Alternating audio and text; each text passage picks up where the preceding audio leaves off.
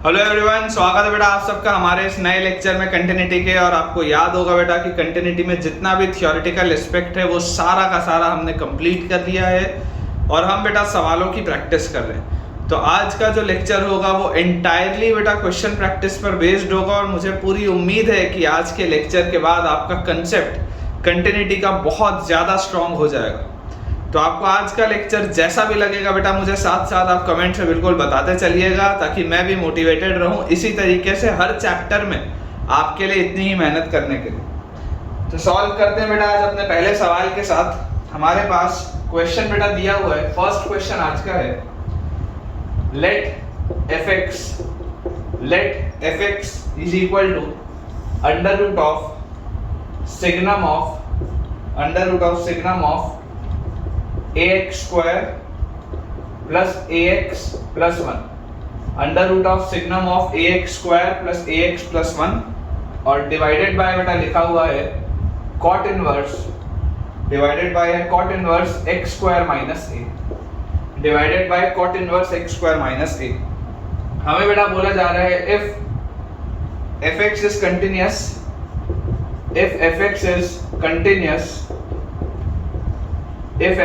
continuous for all x belonging to real number, then the number of integers in the range of a, then the number of integers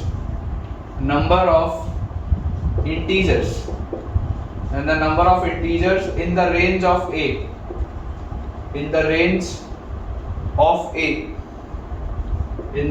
of a is, ये हमारे पास सवाल है बेटा। मैं आपको option दे देता हूँ। First option is 0, second option is 4, third option is 5, fourth option is 6। 0, 4, 5 and 6 ये बेटा हमारे पास चार ऑप्शंस दिए हैं और हमें ये बोला जा रहा है कि अगर fx फंक्शन आपके पास दिया हुआ है root over signum of ax square plus ax plus 1 divided by cot inverse x square minus a और fx बेटा आपको कंटिन्यूअस दिया हुआ है हमेशा। तो सबसे पहले समझने की बेटा कोशिश करिए fx लिखा के। fx हमारे सामने लिखा हुआ है root over signum of ax square plus ax plus 1 और डिवाइड में है cot inverse x square minus a, ठीक है। और बोला जा रहा है fx is continuous for all x। ये फंक्शन हमेशा कंटिन्यूअस आपको बेटा दिया हुआ। जरा सोच के देखिए कॉट इनवर्स का रेंज क्या होता है। आप बेटा कॉट इनवर्स के अंदर जो भी आर्गुमेंट डालना चाहें आप डाल सकते हैं। याद करिए कॉट इनवर्स का ग्राफ, कॉट इनवर्स के अंदर आपको जो भी आर्गुमेंट बेटा डालना हो आप उस आर्गुमेंट को डाल सकते हैं और इसका रेंज जो होता है it is from 0 to pi, 0 open से पाई ओपन इसका रेंज होता है।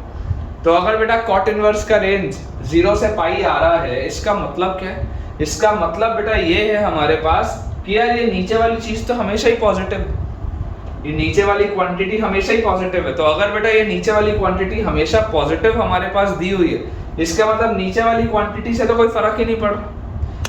यहाँ पर तो x और a से कोई फर्क नहीं पड़ रहा क्योंकि आप अंदर कुछ भी रखोगे ये हमेशा ही पॉजिटिव होगा, तो इसमें डिसकंटिन्यूटी आने का कोई चांस नहीं। डिसकंटिन्यूटी कब आ सकती है बेटा? इस अंदर वाली चीज की वजह से आ सकती है। देखिए अंडर रूट के अंदर जो लिखा है, अंडर रूट के अंदर क्या लिखा है? Signum of ax square plus ax plus 1, ठीक है। अंडर रूट के अंदर वाली चीज हमेशा ही ग्रेटर देन इक्वल टू 0 होनी चाहिए, ये बात श्योर है।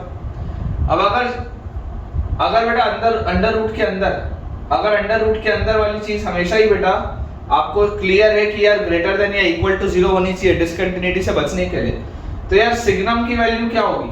सिग्नम की वैल्यू या तो 0 होती है या तो पॉजिटिव होती है।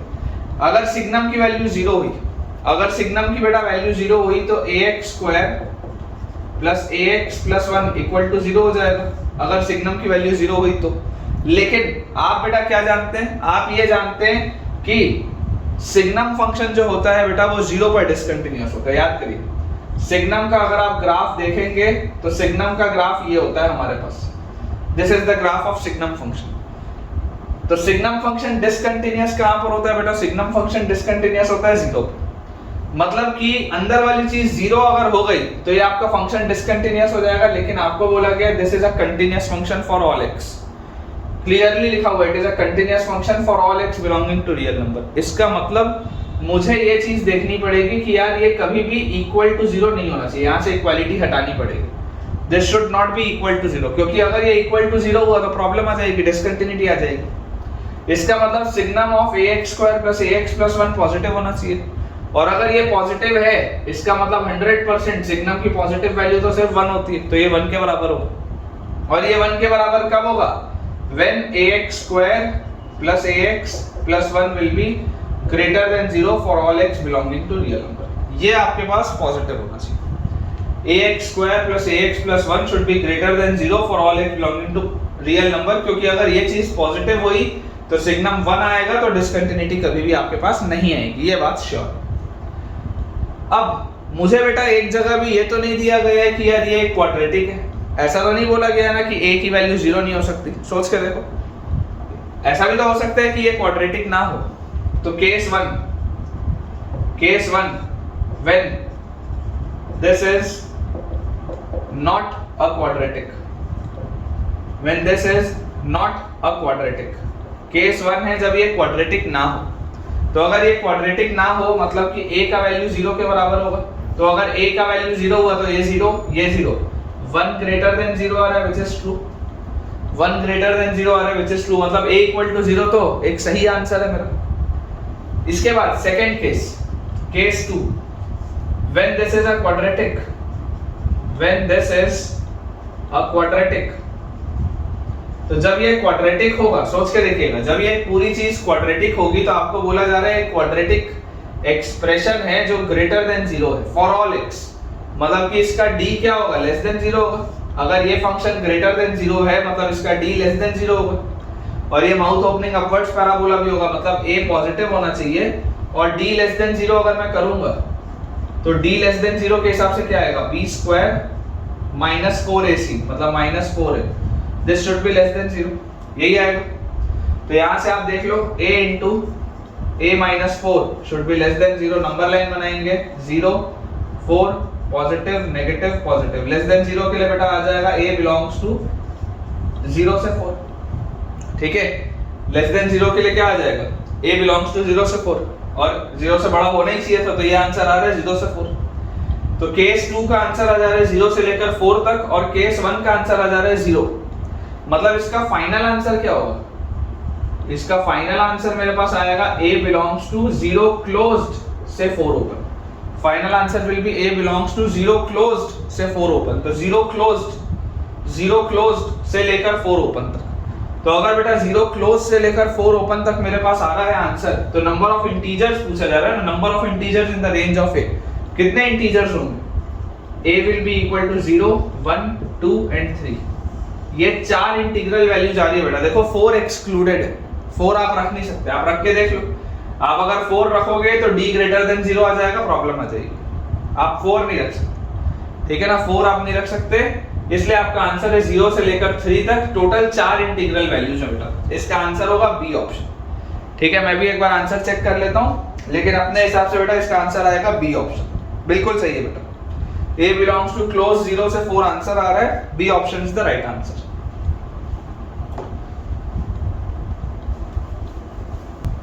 ठीक है बेटा, देखिए चलिए अगले सवाल की तरफ अपन आगे बढ़ते हैं। अच्छा सवाल है, नेक्स्ट क्वेश्चन काफी अच्छा है।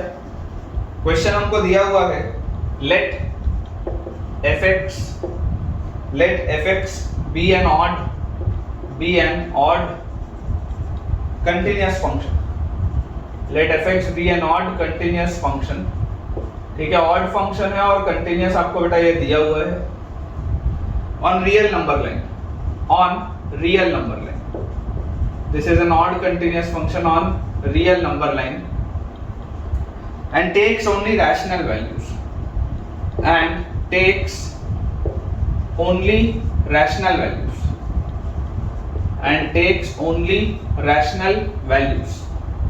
ठीक है, it takes only rational values, then the number of distinct real roots, then the number of distinct real roots, number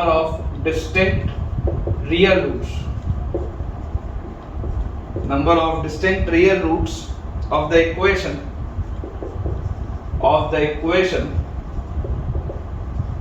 बेटा हमारे पास दिया हुआ है x cube minus twice of fx plus 1 into x square plus f square x plus 2fx f square x plus 2fx into x plus 2fx equal to 0 is, ये अपने पास बेटा सवाल है। Number of distinct real roots of the equation this is, option बेटा मैं आपको दे देता हूं। फर्स्ट ऑप्शन इज 0, फिर है 1, फिर है 2, फिर है 3। हमारे पास 0, 1, 2 एंड 3 ये चार ऑप्शंस दिए हुए, ठीक है।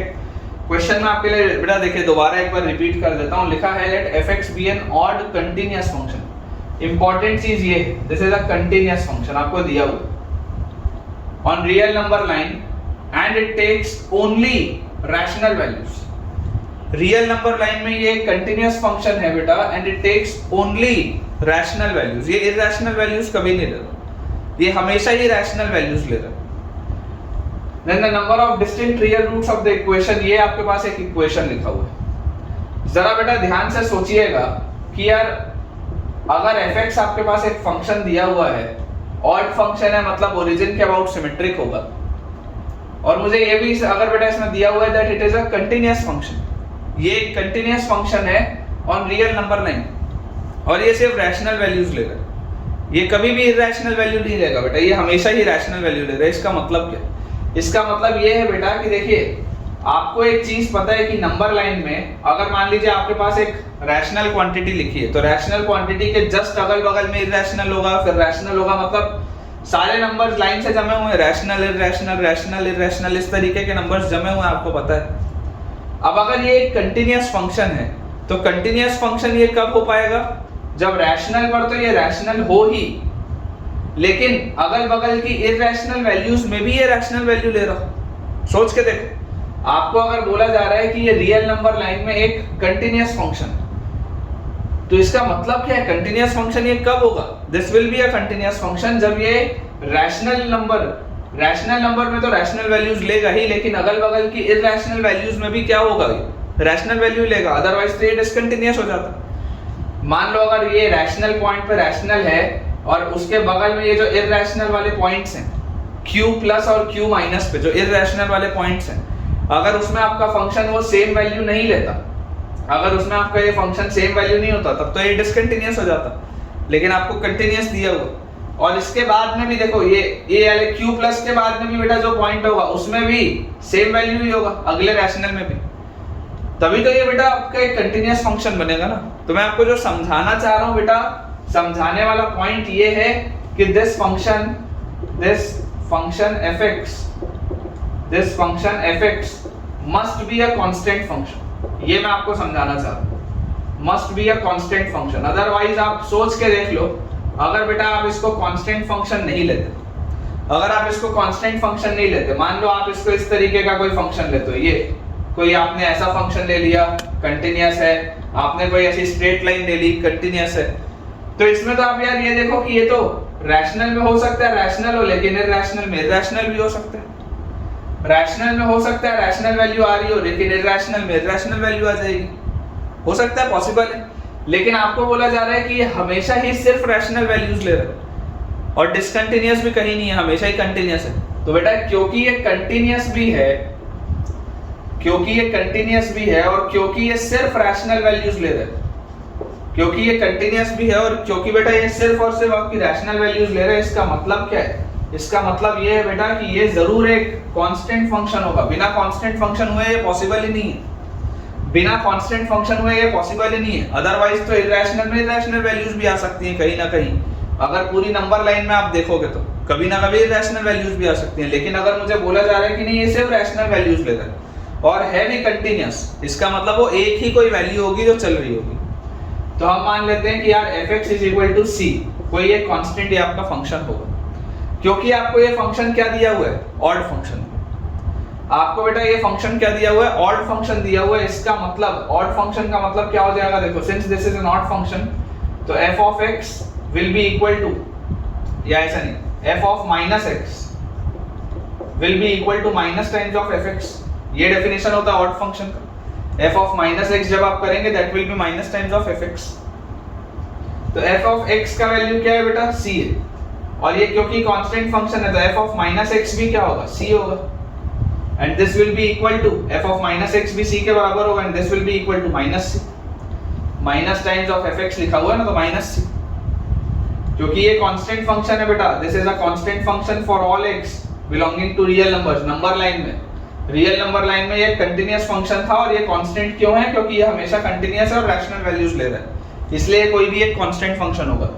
तो यहाँ से आप जैसे इसको सॉल्व बेटा करेंगे तो आपके पास देखिए क्या आ जाएगा, 2c is equal to 0 and c is equal to 0। इसका मतलब fx क्या हुआ यार, fx तो 0 है, कांस्टेंट फंक्शन, रैशनल वैल्यूज बस ले रहा है, ओरिजिन के अबाउट ऑब्वियसली सिमेट्रिक भी होगा। fx क्या है, fx इज इक्वल टू 0, यही आपका फंक्शन है। तो जैसी बेटा fx की वैल्यू आपने 0 पुट की, अब देखिए आपका सवाल क्या हो गया। fx की वैल्यू 0 पुट करते x क्यूब माइनस fx 0 हुआ तो x स्क्वायर, fx 0 हुआ तो ये 0 ये 0, तो प्लस 0x, ठीक है, प्लस 0 इंटू x, और fx 0 हुआ तो प्लस 0 इज इक्वल टू 0। मतलब आपके पास लिखा है x cube minus x square is equal to 0। आपने बेटा x स्क्वायर कॉमन निकाला, x minus 1 is equal to 0, तो x की वैल्यू आपके पास आ रही है 0 एंड x की वैल्यू बेटा आपके पास आ रही है 1। तो अगर मुझसे पूछा जा रहा है then the number of distinct real roots of the equation, तो इसके कितने रियल रूट्स आ रहे हैं बेटा, इसके 2 रियल रूट्स आ रहे हैं, इसके केवल 2 रियल रूट्स आ रहे हैं, that is x equal to 0 and x equal to 1। एक बार मैं आंसर बेटा चेक कर लेता हूं, तो 2 आंसर बेटा बिल्कुल सही है, ठीक है, 2 आंसर बिल्कुल सही है। देखिए मैं आपको एक बार इसको दोबारा एक्सप्लेन करता हूं, हो सकता है इसमें कुछ बच्चों को डाउट आ रहा हो। सबसे पहले तो आप मुझे ये बताना कि अगर ये सवाल आपको अच्छा लगा होगा तो एक थम्स अप करके दिखा देना यार कमेंट कि तुमको ये सवाल कैसा लगा, क्योंकि मेरे हिसाब से तो ये मैंने स्टार लगाया, बहुत अच्छा सवाल है। वो दोबारा समझाता हूँ, देखो क्या लिखा है let fx be an odd continuous function. Odd function है मतलब कि ओरिजिन के अबाउट सिमेट्रिक हो, है ना, ये आप पढ़ के आए, odd functions are symmetric about origin, odd functions are symmetric about origin, even functions are symmetric about y axis. तो ऑड फंक्शन है तो ओरिजिन के अबाउट सिमेट्रिक होगा, f ऑफ माइनस x जो होगा that will be minus fx। और ये fx क्या है, आपको देखो बोला जा रहा है it is a continuous function on the real number line. Real number line में कंटीन्यूअस फंक्शन है and it takes only rational values, it takes only rational values. ये केवल और केवल रैशनल वैल्यूज ही ले रहा है, ये रैशनल वैल्यूज के अलावा और कोई भी वैल्यू नहीं ले सकता। तो आप बेटा अगर अलग अलग ग्राफ सोचने की कोशिश करेंगे तो आप ये बात जानते हैं कि रियल नंबर लाइन में हमने देखिए ऐसे पहले भी सवाल बनाए हैं जिसमें रैशनल वैल्यूज भी लेता था और इरैशनल वैल्यूज के लिए भी वैल्यूज आती थी। आप समझने की बेटा कोशिश करिए, अगर आप रियल नंबर लाइन देखेंगे तो रियल नंबर लाइन में अगर एक रैशनल क्वांटिटी है तो उसके अगल बगल इरैशनल क्वांटिटी होगी, उसके अगल बगल फिर रैशनल क्वांटिटी होगी, इस तरीके से नंबर्स होंगे। इनफाइनाइट नंबर्स हैं आपके रियल नंबर लाइन में जिसमें रैशनल इरैशनल दोनों नंबर है। और आप अपने प्रीवियस नॉलेज से बेटा ये बात भी जानते हैं कि हर नंबर के अगल बगल में आप जितने भी चाहें उतने नंबर्स ऐड कर सकते हैं। Between any two rational numbers आप इनफाइनाइट इरैशनल नंबर्स लिख सकते हैं, between any two irrational numbers आप इनफाइनाइट रैशनल नंबर्स भी लिख सकते हैं, सब कुछ पॉसिबल है। मैं आपको बेटा सिर्फ ये बोल रहा हूँ कि क्योंकि बेटा ये केवल और केवल रैशनल वैल्यूज ले रहा है और ये कंटिन्यूअस फंक्शन भी। देखो अगर सिर्फ रैशनल वैल्यूज ले रहा होता और इरैशनल वैल्यूज पे तुम्हारा फंक्शन डिफाइंड नहीं होता तो तुम्हारा फंक्शन डिसकंटिन्यूअस हो जाता कि रैशनल वैल्यूज पे तो आंसर रैशनल ही आ रहा है, लेकिन इरैशनल पे आपका अगर फंक्शन डिफाइंड नहीं होता तो ये फंक्शन क्या होता, डिसकंटिन्यूअस होता। लेकिन मुझे क्या बोला गया, मुझे ये बोला गया कि ये फंक्शन एक कंटिन्यूअस फंक्शन। ये फंक्शन अगर एक कंटिन्यूअस फंक्शन है और पूरे रियल नंबर लाइन में ये कंटिन्यूअस फंक्शन है, मतलब ये हर जगह डिफाइंड है। तो पॉइंट ये है बेटा कि एक कंटिन्यूअस फंक्शन है जो केवल रैशनल वैल्यूज ले रहा है और हर जगह डिफाइंड है। इसका मतलब वो कोई एक ही रैशनल वैल्यू होगी जो हर जगह चल रही होगी, तभी तो कंटिन्यूटी आएगी, अदरवाइज कैसे आएगी। कहीं पर रैशनल कुछ ले रहा है, कहीं पर रैशनल कुछ और ले रहा है, बीच में इरैशनल में कुछ और पे है, आप कैसे देखोगे?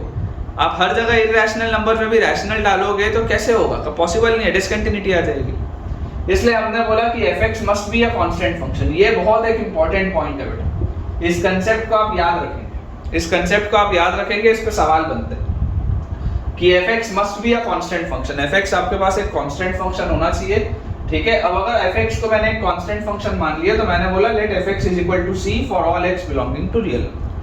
तो fx जो है वो हर जगह c वैल्यू ले रहा है, ठीक है। fx जो है वो हर जगह c वैल्यू ले रहा है, तो f ऑफ माइनस एक्स भी क्या होगा, c के बराबर होगा। और ऑड फंक्शन की प्रॉपर्टी बोलती है बेटा, ऑड फंक्शन की प्रॉपर्टी बोलती है कि f of minus x is equal to minus fx। तो f ऑफ माइनस एक्स भी c है, माइनस टाइम्स ऑफ fx भी c है, तो c और माइनस c अगर बेटा बराबर आ गए, c और माइनस c अगर बराबर आ गए तो यहाँ से 2c का वैल्यू 0 और c का वैल्यू 0, और जैसे c का वैल्यू 0 हुआ मतलब fx इक्वल टू 0। ये आपका फंक्शन है बेटा, this is your function, this is your constant function. fx हमेशा ही वैल्यू 0 ले रहा है, fx is always taking the value 0, rational है और हर जगह डिफाइंड है, कंटीन्यूअस है। अब अगर ये मेरे पास फंक्शन आया तो मैंने fx की वैल्यू 0 जैसी यहाँ पुट की तो ये गायब, x cube minus x square, ये गायब और ये भी गायब। तो x cube minus x square equal to 0, x square common, x minus 1 equal to 0, x की वैल्यू या तो 0 आएगी या तो 1। तो हमारे पास सिर्फ और सिर्फ बेटा दो डिस्टिंक्ट रियल रूट्स आ रहे हैं इस इक्वेशन, ठीक है। आई होप आपको बेटा ये पॉइंट क्लियर हुआ होगा। अगर ये सवाल आपको अच्छा लगा है तो मुझे कमेंट्स में बताइए, ताकि मैं आपके लिए और ऐसे सवाल बेटा ढूंढ के ला पाऊं, ठीक है बेटा। अपन अपना नेक्स्ट क्वेश्चन देखते हैं। हमारे पास अगला बेटा सवाल लिखा हुआ है, if a square plus b square plus c square minus 2a plus 4b minus 2c plus 6 equal to 0, where a b c belongs to real numbers, then the number of points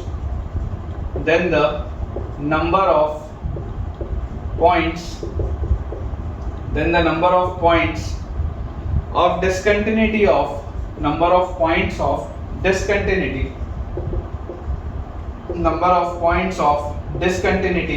of the function fx of the function, number of points of discontinuity of the function fx is equal to signum of ax square plus bx plus c equals dash।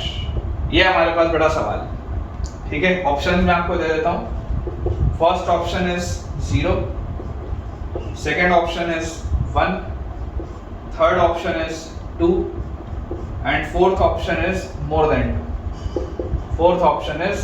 Then 2। देखिए सबसे पहले बेटा अपन question समझने की कोशिश करते हैं कि क्वेश्चन में लिखा क्या।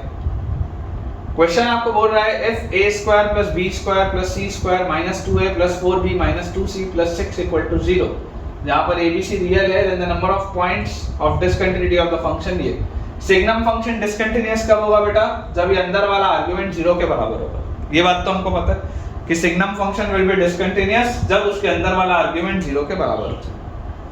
अब कंसेप्ट क्या है बेटा, कंसेप्ट ये है कि यार इस इक्वेशन को देखकर मुझे किस चीज की फीलिंग आती है। ये चीज आपने बेटा हो सकता है क्लास 11th में भी देखा हो, ऐसे सवाल आपने हो सकते हैं किए हो क्लास 11th में भी। आसान से बेटा क्वेश्चन है, कोई बहुत खास बात नहीं है, इजी क्वेश्चन। ये आपके पास लिखा हुआ है, देखिए इसको बेटा इस तरीके के इक्वेशन को देख के ना फीलिंग आनी चाहिए कि मल्टीपल स्क्वायर्स बन रहे होंगे। कैसे, जैसे देखो a स्क्वायर है माइनस 2a, a स्क्वायर है माइनस 2a, अगर मैं प्लस 1 कर दूं माइनस 1 कर दूं चल जाएगा, अगर मैं प्लस 1 कर दूं माइनस 1 कर दूं तो चल जाएगा। तो a square minus 2a plus 1, ये तो क्या हो गया, a माइनस 1 का होल स्क्वायर हो गया।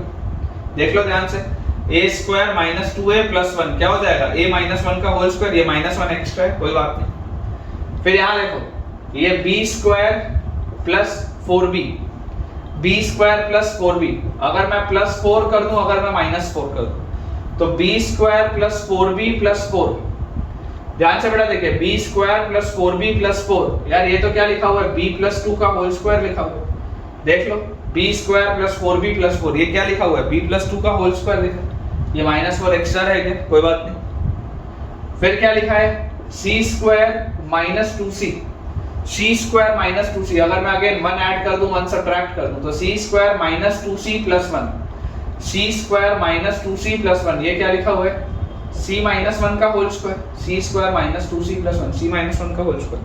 अब मेरे पास बचा क्या, यहाँ पर बचा 6 -1 -4 -1, देख लो आप 6 में से ये 6 सब्ट्रैक्ट हो गया, तो यार ये तो इफेक्टिवली कैंसिल आउट हो गई चीज।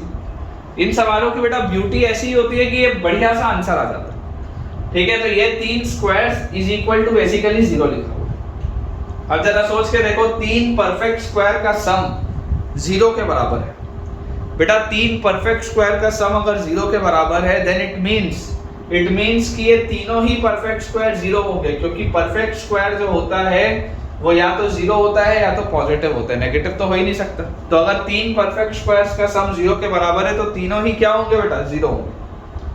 मतलब कि यहाँ से a का वैल्यू आएगा 1, b का वैल्यू आएगा -2, c का वैल्यू आएगा 1, ये बात हमारे पास आ गई। तो फंक्शन हमारे पास क्या हो गया बेटा, जैसे ये चीज हमारे पास आ गई, fx जो फंक्शन है, fx function is now signum of ax square मतलब x स्क्वायर प्लस bx मतलब -2x प्लस c मतलब +1, ये आपके पास आ गया फंक्शन, सिग्नम फंक्शन ये आपके पास आ गया। मतलब कि ये अंदर वाला आर्गुमेंट जहां पर भी 0 हो रहा होगा वहां पर डिस्कंटिन्यूटी आ रही होगी, ये बात श्योर कि सिग्नम फंक्शन में डिस्कंटिन्यूटी कब आती है, जब अंदर वाला आर्गुमेंट 0 के बराबर हो। तो जैसे ही हमारे सिग्नम फंक्शन में ये अंदर वाला क्वाड्रेटिक 0 हो रहा होगा डिस्कंटिन्यूटी आएगी। मतलब कि आपको चेक करना है कि x स्क्वायर -2x प्लस 1 कितनी बार 0 हो रहा है, मतलब कि x माइनस 1 का होल स्क्वायर कितनी बार 0 हो रहा है। तो यार ये तो सिर्फ x इक्वल टू 1 पर होगा 0। इसको आप सॉल्व करेंगे तो केवल क्या आएगा हमारे पास, x इक्वल टू 1। इसका मतलब बेटा आपके पास सिर्फ एक, the number of points of discontinuity, कितने जगह पे डिस्कंटिन्यूटी है, सिर्फ एक जगह पे। वो एक जगह कौन सी है, वो एक जगह x इक्वल टू 1।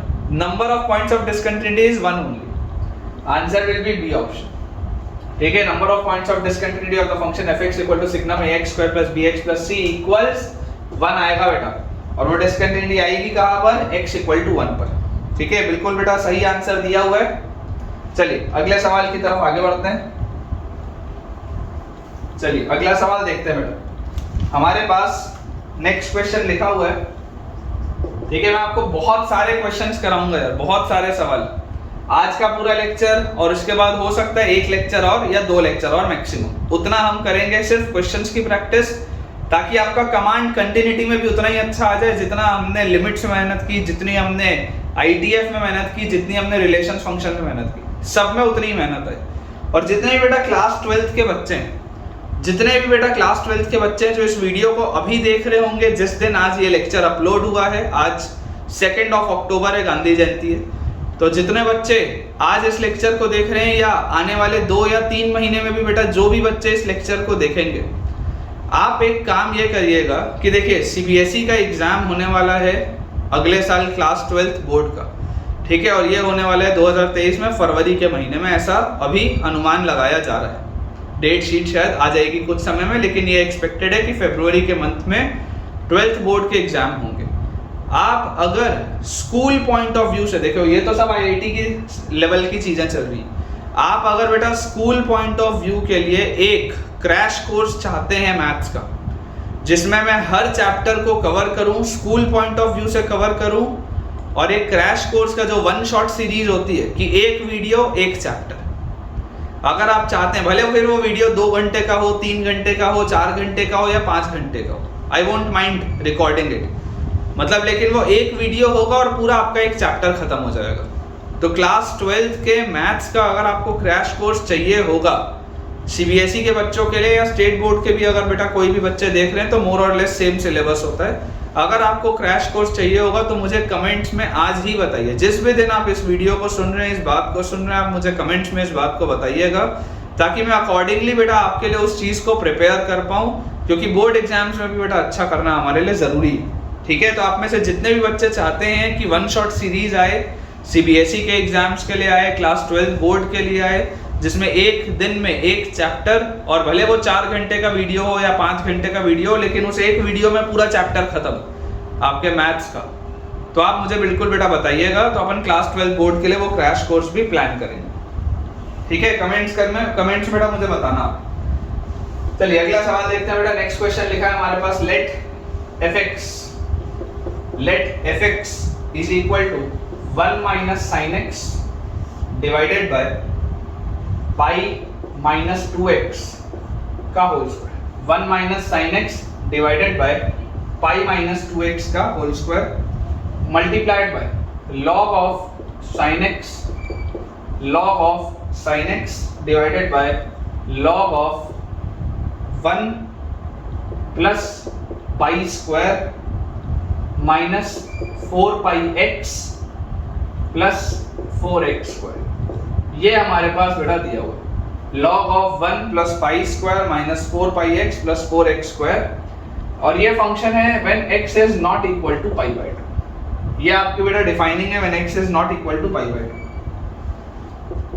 क्वेश्चन है the value of f of pi by 2, the value of f of pi by 2 so that the function is continuous,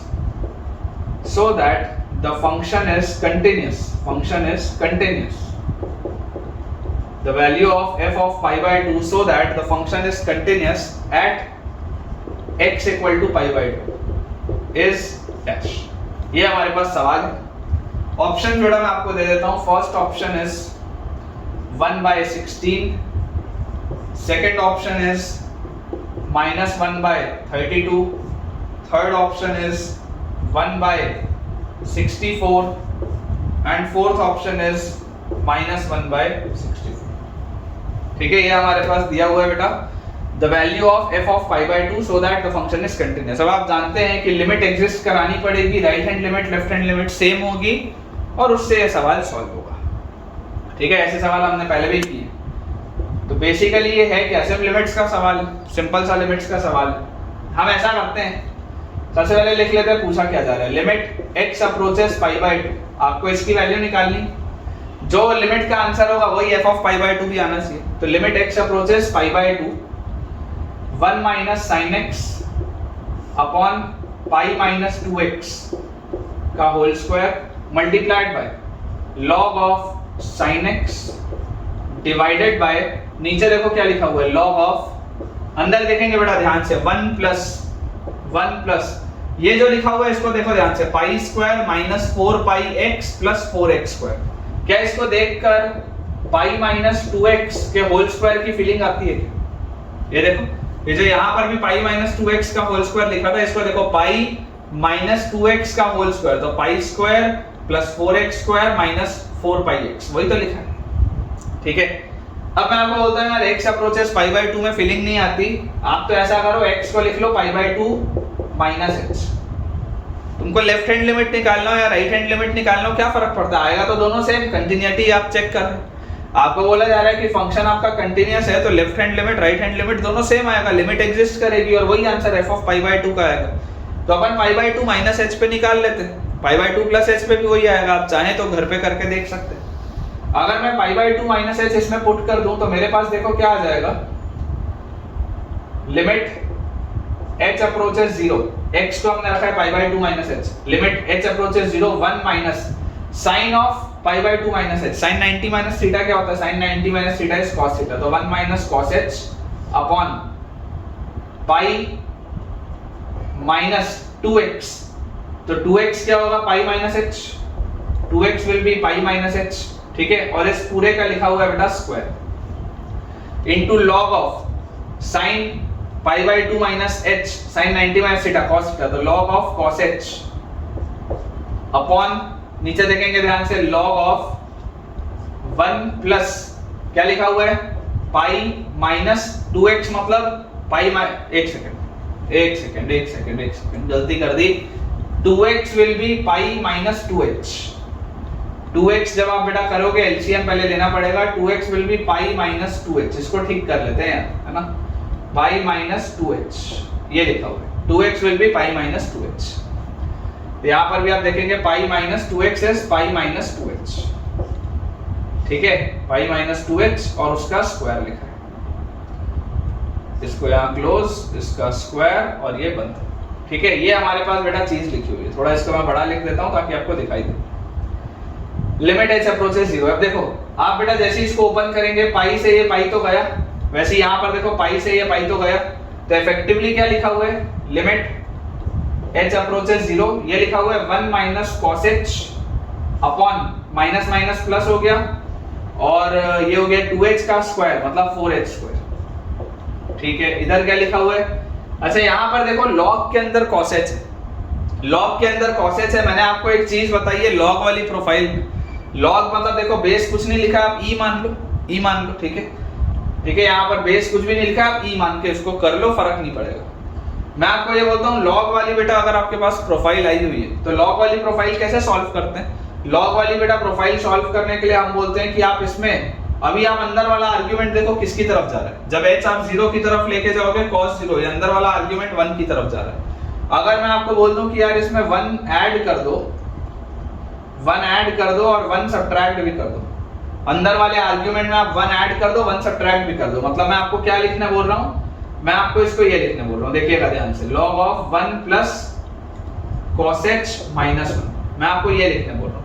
तो आप देख सकते हैं मैंने 1 ऐड भी किया, मैंने 1 सब्ट्रैक्ट भी किया, तो इफेक्टिवली सेम है और cos h वैसे का वैसे ही लिखा हुआ है। लेकिन अब ये करने से फायदा क्या हुआ, अब बेटा ये फायदा हुआ कि ये वाला जो आर्गुमेंट है वो मेरे log वाली प्रोफाइल बन गई ln of 1 plus x by x, जिसका लिमिट किसकी तरफ जाता था, 1 की तरफ। ln of 1 plus x by x किसकी तरफ जाता था बेटा, 1 की तरफ जाता था। तो उसी हिसाब से अब इसको नीचे देखो, फिलहाल इसको अपन लिख लेते हैं log of 1 plus cos h minus 1 and divided by, मेरे पास लिखा हुआ है log ऑफ, क्या लिखा है ये ध्यान से देखेंगे, 1 प्लस ये देखो माइनस ऑफ माइनस प्लस हो गया 2h का square, this will B 4h। ये इफेक्टिवली ये सवाल है। यहां पर भी आप देख सकते हैं 1 minus cos h by h square, 1 minus cos h by h square क्या होता है, हाफ होता है, ये वाली प्रोफाइल तो मैं आपको याद करने बोला हूं। तो ये 1/4 और ये हाफ, 1/8 को तो बाहर निकालो, यहां पर करते हैं 1/8 को बाहर निकालो, अंदर लिखा हुआ है लिमिट h अप्रोचेस 0, 1/8 आपने बाहर निकाला, लिमिट h अप्रोचेस 0। अब यहां पर बेटा देखेंगे ये वाला जो आर्गुमेंट है, मान लो इसको m, ठीक है, तो आपको क्या दिख रहा है, log of 1 plus x by x वाली प्रोफाइल होती है, log of 1 plus x by x क्या होता है, 1 होता है। तो ये आप अंदर वाली प्रोफाइल देखो, when h अप्रोचेस 0, ये वाला जो आर्गुमेंट मैंने जिसको बेटा एनसर्कल किया है वो 0 की तरफ जा रहा है, तो मैं इससे डिवाइड करूंगा और इससे मल्टीप्लाई करूंगा, ठीक है। और यहाँ नीचे पर भी आप देखो बेटा, ये नीचे भी आप देखो, आपके पास लिखा हुआ है log of 1 plus 4h square, यहाँ पर भी आप देख सकते हैं बेटा when h अप्रोचेस 0, ये वाली जो पूरी चीज है, ये जो मैं छोटा सा सर्कल बना रहा हूँ, ये वाली पूरी चीज 0 की तरफ जा रही है। तो मैं क्या करूंगा, मैं आपको बोलूंगा कि यार इस चीज से डिवाइड भी कर दो और इसी चीज से डिनोमिनेटर को मल्टीप्लाई भी कर दो, डिनोमिनेटर को डिवाइड भी किया, डिनोमिनेटर को मल्टीप्लाई भी किया। तो यहां से बेटा देखो ये log of 1 plus m by m, ये जो है argument, log of 1 plus m by m, ये तो 1 हो गया, और ये वाला भी देखो log of 1 plus 4h square by 4h square, ये भी 1 हो गया। तो इफेक्टिवली अब अंदर क्या लिखा हुआ है, m bye 4h square, m क्या है, ms cos h minus 1 by नीचे क्या लिखा है 4h स्क्वायर। ये तुम्हारा सवाल है, बाकी सब बेकार हो गए, बाकी सब हमने न्यूट्रलाइज बेटा कर लिया, बाकी सब बेकार है मेरे लिए, बाकी सब का कोई काम नहीं है, ये इफेक्टिव क्वेश्चन है। तो आपको दिखाई देता है 1 minus cos h by h square क्या होता है, हाफ की तरफ जाता है, तो cos h minus 1 by h square किसकी तरफ जाएगा बेटा, व्हेन लिमिट h अप्रोचेस 0, ये माइनस हाफ की तरफ जाएगा। तो इफेक्टिवली मेरे पास आंसर क्या है, 1/8 इनटू माइनस हाफ और 1/4 मतलब -1/8। तो यार इसका आंसर तो -1/64 आ रहा है, -1/64 मतलब डी ऑप्शन अपना आंसर आ रहा है। एक बार टैली कर लेते हैं कि सही अपन ने सॉल्व किया है या नहीं। बिल्कुल सही है बेटा, बिल्कुल सही है। देखो आपके पास अपन ने लेफ्ट हैंड लिमिट निकाला, ये लेफ्ट हैंड लिमिट आ रहा है -1/64। अगर आप चाहते हैं फंक्शन कंटीन्यूअस हो तो f ऑफ π/2 भी क्या होगा, उसी लेफ्ट हैंड लिमिट के बराबर होगा, क्योंकि कंटिन्यूटी में मैं जानता हूं कि लिमिट π/2 माइनस है ना, limit x approaches π/2 minus fx is equal to limit x approaches pi by two plus f x is equal to f of pi by two. यही तो बेसिक डेफिनेशन था बेटा कंटिन्यूटी का, जो मैंने आपको डे 1 में बोला था कि सिर्फ अगर आपको ये चीज समझ में आती है तो आपका सवाल ऑलरेडी सॉल्व हो जाएगा और चैप्टर इतने में खत्म हो जाएगा। यही है पूरे चैप्टर का सार, यही एक इक्वेशन है बेटा जो मैंने आपके लिए लिखा है। ठीक है, तो इसका आंसर आ जाएगा -1/64, दैट इज कंप्लीटली एक्यूरेट। चलिए अगले सवाल की तरफ आगे बढ़ते हैं बेटा। चलिए देखिए बेटा, हमारे पास नेक्स्ट क्वेश्चन लिखा हुआ है। नेक्स्ट सवाल बेटा हमारे पास लिखा है let f x is equal to signum of, अच्छा क्वेश्चन है बेटा, ये काफी अच्छा क्वेश्चन है, signum of mod x minus 1 minus 2 times mod x minus 3 plus mod x plus 2 plus k square plus 3। ये पूरी चीज सिग्नम के अंदर लिखी है। Signum of mod x minus 1, इसको मैं थोड़ा सा ब्रैकेट और बड़ा कर देता हूं ताकि आपको और बेहतर क्लियर हो, है ना। ये पूरी जो अंदर बेटा ये पूरी चीज लिखी है, ये सब सिग्नम के अंदर लिखी हुई, बाहर सिर्फ सिग्नम लगा है। क्वेश्चन है if fx is continuous, if fx is continuous, if fx is continuous for all x belonging to real number, if fx is continuous for all x belonging to real number, then the sum of all possible, then the sum of all possible integral values of k, sum of all possible integral values of k, integral values of k belonging to 0 closed से 100 closed, sum of all possible values of integral values of k belonging to 0 closed से 100 closed is dash। ये question option बेटा दे देता हूँ। First option is 5047, second option is 5048, third option is 5049 and fourth option is 5056। ये हमारे पास बेटा सवाल दिया हुआ। ठीक है, मैं जब तक रिफिल कर रहा हूं तब तक आप भी इसको सोचिए एक बार कि इसका क्या आंसर होना चाहिए आपके हिसाब से। ठीक है, और इसमें बेटा कम से कम आप 2 बार स्टार मार्क करके रखिएगा क्योंकि ये अच्छा क्वेश्चन। ठीक है, this is a very good question. आप इसमें बेटा 100% कुछ ना कुछ सीखेंगे आज। चलिए देखते हैं, हमारे पास लिखा हुआ है बेटा fx जो फंक्शन है आपको क्या दिया हुआ है, आपके पास 3 मॉड के फंक्शन लिखे हुए हैं। fx वाले बेटा फंक्शन में आपके पास 3 मॉड के फंक्शन लिखे हुए हैं। देखिए सॉल्यूशन देखते हैं। हमारे पास fx लिखा हुआ है signum of mod x minus 1 minus 2 mod x minus 3 plus mod x plus 2 plus k square plus 3। ये मेरे पास दिया हुआ है सवाल। मैं आपको बेटा बोल रहा हूं आप सिर्फ इतनी चीज पर ध्यान दीजिए, फिलहाल 1 सेकंड के लिए आप सिर्फ इतनी चीज पर ध्यान दीजिए कि ये क्या लिखा है। उसके आगे की कहानी, उसके पीछे की कहानी मैं आपको सब समझाऊंगा। फिलहाल आप सिर्फ इस पर ध्यान दीजिए कि यार ये जो लिखा है वो क्या है। सारे x की बात हो रही है, आपको बोला जा रहा है this is a continuous function for all x, हमेशा ये कंटीन्यूअस है। मैं आपको सिर्फ फिलहाल इतने पर ध्यान देने बोल रहा हूं कि अगर मेरे पास लिखा हुआ है मॉड ऑफ x माइनस 1 और minus 2 times mod of x minus 3 plus mod of x plus 2, अगर मेरे पास ये लिखा है, अगर बेटा मेरे पास ये लिखा हुआ है तो इसका अगर मैं आपसे पूछता हूं कि देखिए डोमेन तो ऑब्वियसली ऑल रियल नंबर्स है, डोमेन में तो कोई प्रॉब्लम नहीं, इसका रेंज क्या होगा, what will be the range of this expression. अगर मैं आपसे इसके रेंज की बेटा बात करता हूं तो आप याद करिए बेटा, मैंने आपको रिलेशन एंड फंक्शन जब चैप्टर पढ़ाया था तब उसमें मैंने आपको ऐसे वाले सवाल कराए कि डायरेक्टली आप इसका रेंज कैसे निकाल सकते हैं। क्रिटिकल पॉइंट्स क्या है बेटा, इसका -2, इसका 1, इसका 3, पॉइंट्स लिख लो, -2, 1 एंड 3, ये हमारे पास क्रिटिकल पॉइंट्स है।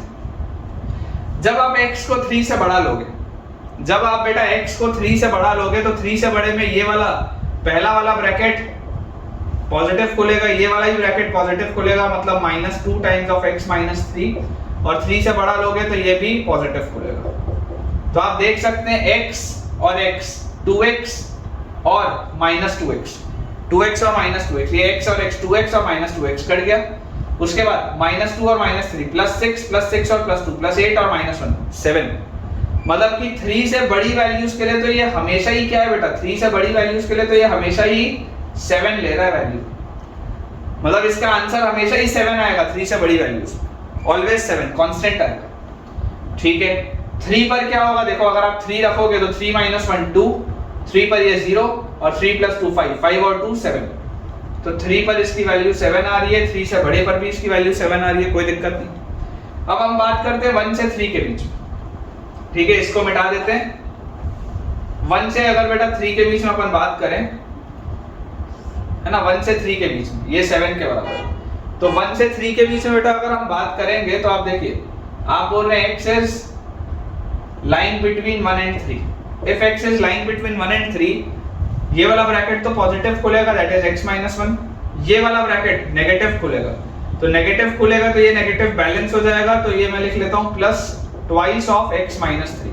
ठीक है, ये वाला नेगेटिव बैलेंस हो गया इसके साथ। और 1 से 3 में ये वाला ब्रैकेट तो पॉजिटिव ही खुलेगा, मतलब प्लस x + 2। तो इफेक्टिवली क्या लिखा हुआ है मेरे पास, ध्यान से देखेंगे, x और x, 2x और 2x 4x, और उसके बाद -1 और +2 मतलब +1 और -6 मतलब +5। यार ये तो 4x + 5 लिखा है, ये तो क्या लिखा हुआ है, 4x + 5 लिखा हुआ है। मतलब कि अगर मैं यहां से देखूं, तो बेटा ये तो एक स्ट्रेट लाइन बन रही है। 1 से 3 के बीच में ये तो एक स्ट्रेट लाइन बन रही है मेरे पास। और यहाँ पर आप बेटा देखो, आप 1 से 3 के बीच में बात कर रहे हो, आप 1 से अगर 3 के बीच में बात कर रहे हो, 1 पर इसकी क्या वैल्यू आएगी देखो, 1 पर ये 0 और 1 पर ये आएगा 3 और 1 पर ये आएगा -2 उसका मॉड, मतलब 2 और 2 × 2 is 4 with a minus sign, तो -4 और +3 मतलब -1 आ रहा है। 1 पर इसकी वैल्यू क्या आ रही है, -1 आ रही है। मतलब ये इस तरीके का आपके पास बेटा कुछ इसका ग्राफ बनेगा, है ना। 3 पर इसकी वैल्यू कितनी थी, एक बार इसको अपन वापस चेक कर लेते हैं, अपन ने कुछ गलती ना कर दी हो।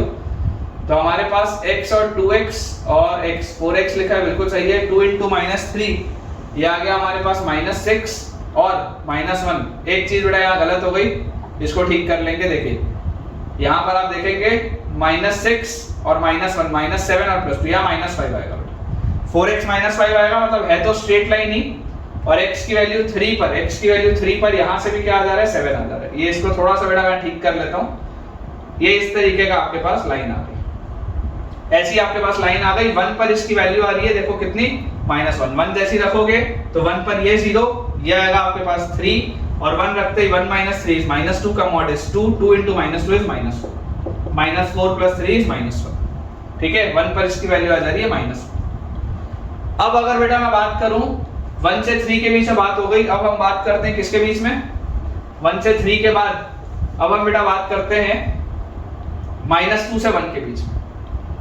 When x lies between -2 and 1, तो -2 से 1 के बीच में आप बेटा देखेंगे तो ये वाला ब्रैकेट नेगेटिव खुलेगा, मतलब 1 - x। ये वाला ब्रैकेट तो नेगेटिव खुलेगा ही, मतलब प्लस ट्वाइस ऑफ x - 3। और ये वाला ब्रैकेट अभी पॉजिटिव खुलेगा, मतलब प्लस x + 2। तो ये +x -x कट गया, तो यहाँ आ गया 2x और 2 × -3, 2 × -3 इज -6 और 2 -4 और 1 -3।